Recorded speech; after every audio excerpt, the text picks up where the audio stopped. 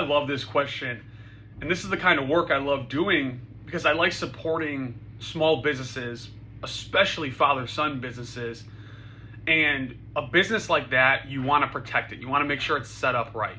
So I'm going to say something very practical. In most cases, I would recommend a 49-51 split instead of a 50-50 split. And that's not because one person deserves more, but because deadlock is real. It can really affect your business. And a true 50-50 structure, if you disagree on any major decision, there's no built-in resolution, and then you're stuck. Your business gets stuck. That said, if you want to do 50-50, you absolutely can, but you need to structure around that 50-50 agreement. First and foremost, you need a deadlock provision in your operating agreement. So what happens if you disagree? Do you bring in a neutral advisor? Do you mediate it? Does one person have authority over certain categories or certain decisions? You just need to know how that works.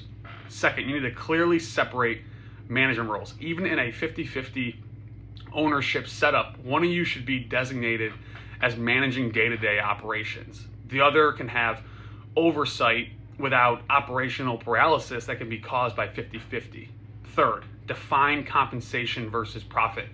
If one of you is working full-time and the other is not, that needs to be spelled out very clearly. So salary and ownership are two different legal concepts. And then fourth, have a buy-sell agreement or at least a provision in your operating agreement. If one of you wants out, let's say retires, passes away, there should be a clear formula for how the other can buy that interest. That protects both the business and the family and the generations long term.